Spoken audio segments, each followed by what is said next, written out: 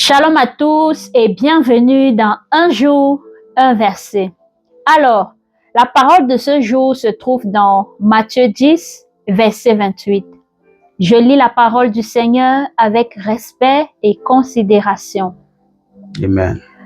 Ne craignez pas ceux qui tuent le corps et qui ne peuvent pas tuer l'âme. Craignez plutôt celui qui peut faire périr l'âme et le corps dans la géhenne.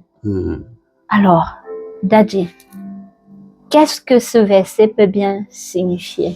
Alléluia. Amen. Bien-aimés, dans le livre de Matthieu, chapitre 10, à partir du verset 16, nous voyons Jésus-Christ envoyer ses disciples en mission. Donc, ce verset, c'est pour des disciples appelés par Jésus et envoyés en mission sur la terre. Et au verset 28, il ne leur promet pas du beau. Il ne leur dit pas qu'il y aura du confort, de la paix et tout ça, non. Il leur dit qu'il y aura des oppositions, il y aura des affrontements, il y aura des menaces, il y aura même la mort. Mais une seule chose, ne craignez pas ceux qui peuvent tuer le corps et ne peuvent tuer l'âme.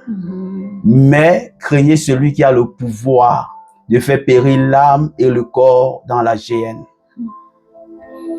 Beaucoup de personnes auront l'impression qu'il s'agit d'une menace de mort. Non. Ce verset bien-aimé vient établir ce qu'on appelle la hiérarchie des peurs. De qui as-tu peur? Des hommes ou de Dieu? Ne craignez pas ceux qui peuvent tuer le corps. L'homme a le pouvoir, Jésus ne le renie pas, de t'arrêter, de te torturer, de t'emprisonner, de te crucifier, de te faire mourir pour la vérité. Mais malheureusement, son pouvoir est limité.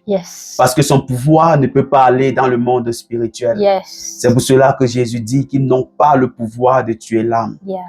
Et par la suite, il dit, craignez plutôt celui qui a le pouvoir de faire périr l'âme et le corps dans la géhenne.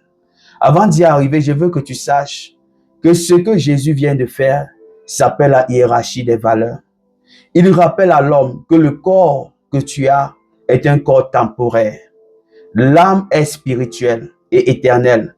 Et la vie de l'homme est d'abord spirituelle avant d'être matérielle. Alors, qui est-ce que tu as peur?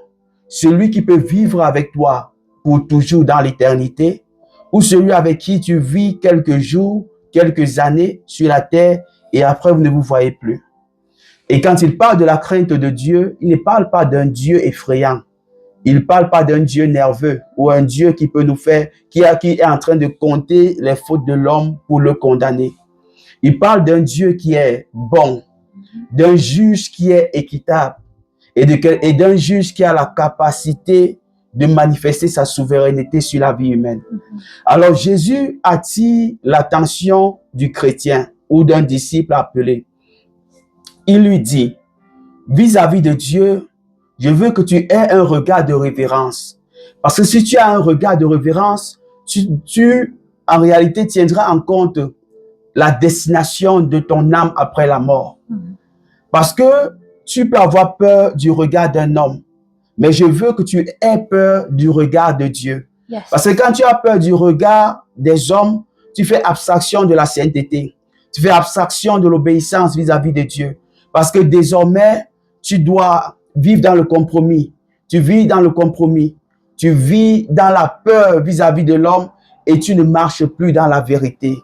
Alors Jésus t'appelle de laisser tomber l'évangile, la vie chrétienne superficielle et de vivre une vie affermie, une vie où la crainte de Dieu est au centre de gravité.